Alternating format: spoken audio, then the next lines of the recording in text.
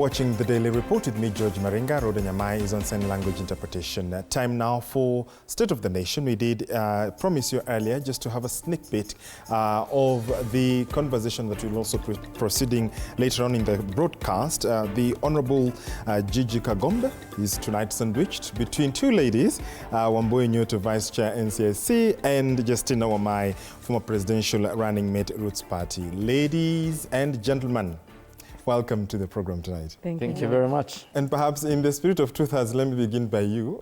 First of all, George, you should have given me the notes. I see people have notes here. The whole, you know, guys have books and pens and everything. I mean, I think it should have been fair for you to give me a heads up and tell me that this is what is going to be facing. The precedence has been set. Yes. Now you know. Now I know. Now you know. Next time I'll be well equipped. I'll begin by picking your mind on what you can see even in the screens in the studio with the Tanzanian activist Maria Sarungi, her experience. Perhaps let me begin with Gigi. You are in the August House. First of all, from an outsider looking in, we begin to look like the no longer safe haven. Is that what you're picking as a legislator as well? Well, we cannot hide our heads and say that these things are not happening. But I have been talking to people in the security sector, and they seem genuinely not to, really understand what is happening. So I am confused. Nobody has told us exactly what is happening, including the abductees. So we've not been able to find out exactly where it is. But I know the courts have summoned the IG and the DCI. So we hope that between them, because they're the security apparatus, they'll be able to establish the truth and find out exactly what is happening. But I'm happy to be joined by Wambui Nyutu here because she has previously summoned me to her office of allegations of comments that I made, which were very, just comments that I just made. And I'm wondering what she's doing about the current situation, about the state that we find ourselves in terms of incitement and instead of incitement to violence and all those things. And because, Maringa, when this country goes to the dogs, all of us will sink with it. Whether you support the government or you don't support the government or whatever it is, when the country sinks, it's going to sink with all of us.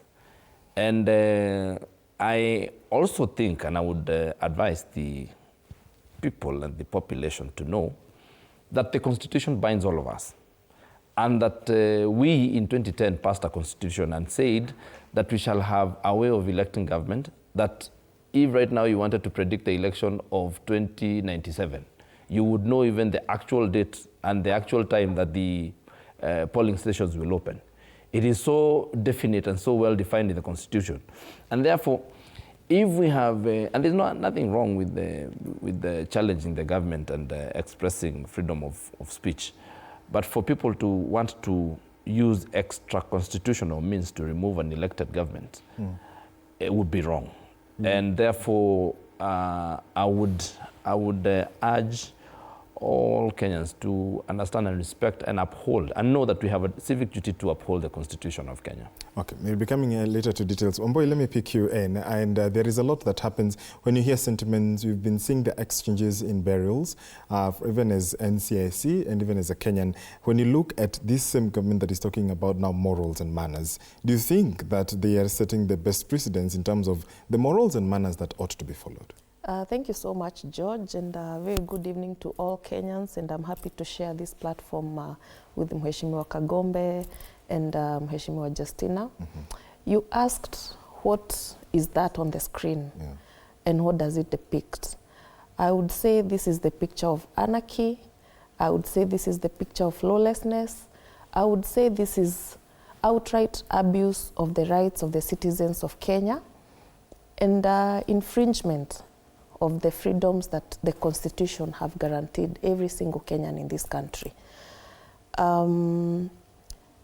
These are times we have not seen in our times. Those of us who are millennials and some Gen Zs, we have never come across such anarchy and the government unable to answer questions that citizens keep asking. Since June 2024, we are over 6 months asking the same question: who is abducting Kenyans?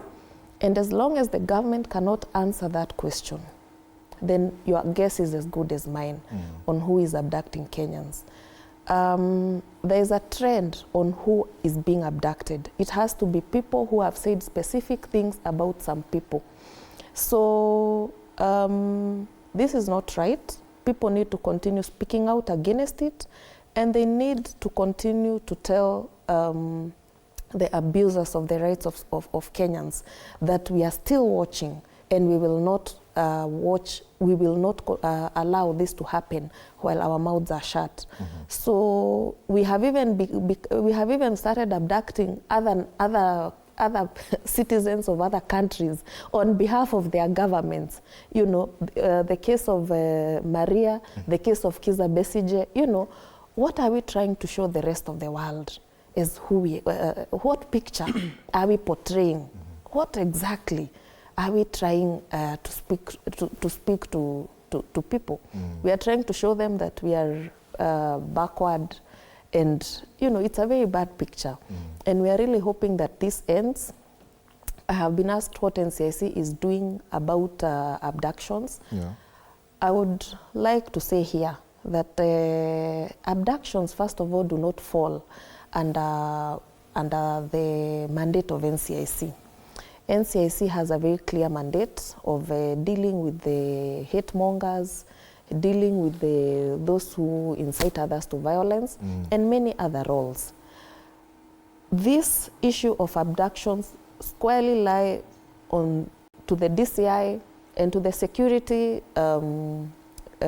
all the security departments of this country, the NIS and all of them.